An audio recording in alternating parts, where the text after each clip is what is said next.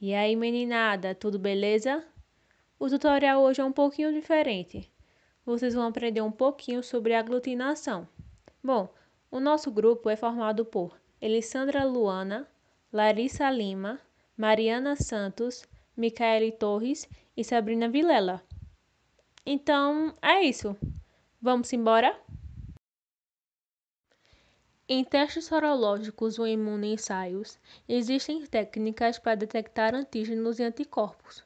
Uma dessas técnicas é conhecida como aglutinação, e ela é caracterizada quando existe a formação de agregados que podem ser visíveis e que é o resultado da interação de anticorpos específicos e partículas insolúveis que contêm determinantes antigênicos na superfície. Esse teste é um teste atualmente sensível, que é muito utilizado para diagnosticar doenças causadas por vírus, bactérias, protozoários, fungos. Também é utilizado na tipagem de grupos sanguíneos dos sistemas ABO e RH. Existem vários tipos de aglutinação. Os que apresentam determinantes antigênicos naturais em sua superfície, como hemácias, bactérias, entre outros, é dito que a reação é aglutinação direta. Mas se os determinantes antigênicos forem partículas de látex, poliestireno, entre outros, é dito que a reação é aglutinação indireta ou passiva.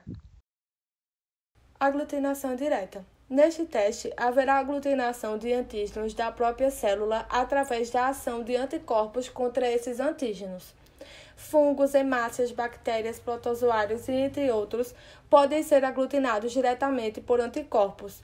Os testes para detectar anticorpos específicos são feitos utilizando diluições em série do anticorpo no antígeno. Após isso, é feita a incubação do material para avaliar se houve aglutinação. O resultado geralmente é expresso como título do antissoro, ou seja, a máxima diluição em que ocorrerá a aglutinação. Alguns exemplos de testes de aglutinação direta são ABO-RH na tipagem sanguínea, utilizando anticorpos anti-A, anti-B e anti-RH, reação de Paul Bunel-Davidson para pesquisa de anticorpos heterófilos. Aglutinação indireta ou passiva. É feita em partícula de látex revestida de antígeno solúvel específico para detectar anticorpo na amostra do paciente. A variação de aglutinação indireta é a aglutinação reversa, usada para pesquisar proteínas de significado clínico, como a proteína C reativa presente na fase aguda da inflamação. As partículas inertes e hemácias são sensibilizadas por adsorção passiva, contato direto com o antígeno, via agente químico, como cloreto de cromo, ou conjugação do antígeno, através de ligações químicas covalentes. São utilizadas partículas de látex homogêneas para garantir a rapidez de leitura dos testes e a aglutinação pode ser vista a olho nu após homogeneização. Os principais testes que utilizam essa técnica são o ASLO, antistreptolizina O. A streptolizina O é liberada pelo Staphylococcus pyogenes nas infecções causadas por essa bactéria. No teste, há a formação do anticorpo antistreptolizina O. E a proteína C reativa, glicoproteína produzida pelos hepatócitos, indica processo inflamatório agudo ou destruição dos tecidos. A hemaglutinação consiste na capacidade de certos vírus de se ligar às hemácias e aglutiná-las. Este processo ocorre por razão dos vírus possuírem em sua superfície estruturas que são chamadas de hemaglutinas, constituídas de glicoproteínas que são capazes de ligar-se a receptores específicos presentes nas hemácias e assim produzir o fenômeno de aglutinação. Nem todos os vírus têm capacidade hemaglutinante. Por esta razão, esta técnica, apesar de ser bastante utilizada, não se aplica a todos os vírus. Os testes de hemaglutinação direta são testes que utilizam hemácias como células antigênicas. Caso na amostra do paciente, que é o material clínico, estejam presentes anticorpos, eles revestem as partículas virais, inibindo a aglutinação, positivando assim o teste para a presença de anticorpos.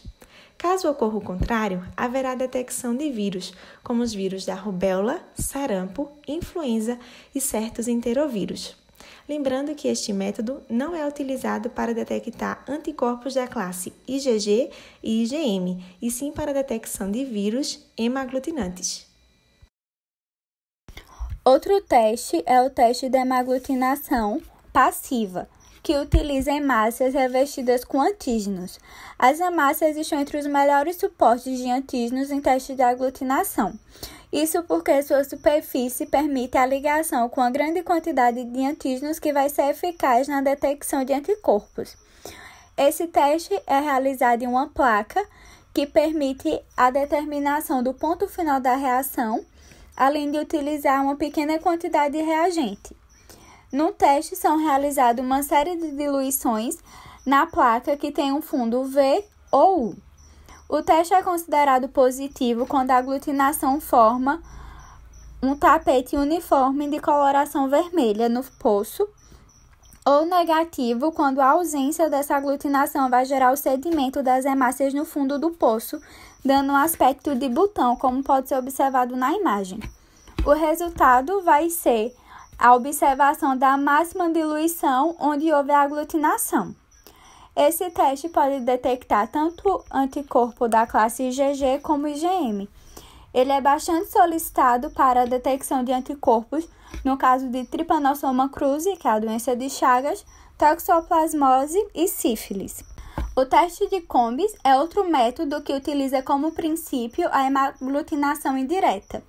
Ele detecta a pesquisa de anticorpos contra antígenos eritrocitários, solicitado em casos de compatibilidade pré-transfusional, incompatibilidade sanguínea materno-fetal e em casos de anemias hemolíticas autoimunes, podendo ser direto ou indireto. No direto, é utilizado hemácias do próprio paciente, que podem estar naturalmente sensibilizadas pelos anticorpos, ou na indireta, em que o soro do paciente é colocado em contato com hemácias de um doador O positivo. Para essa reação acontecer, é adicionado o soro de Combs, que é um anti-IgG, que vai permitir a reação positiva, havendo a aglutinação das hemácias que vão ficar no fundo do teste, como pode ser observado aí na imagem, essa aglutinação avermelhada. Outro teste é o teste de inibição de hemaglutinação passiva, que vai se basear na competição pelo sítio de combinação do anticorpo entre um antígeno fixado à hemácia e um antígeno solúvel ou um apteno. O grau de inibição ele se relaciona com a quantidade de antígeno presente na amostra e com a afinidade que ele terá com a combinação do anticorpo. Ele é bastante empregado em testes de hepatite e de hemofilia e apresenta uma especificidade elevada, podendo ser empregado em sistema que não é possível obter antígenos solúveis. Tchau, galera! Tchau, gente, valeu! A gente teve muito trabalho para fazer esse trabalho, mas é isso aí. Espero que a senhora dê 10, prof. Valeu!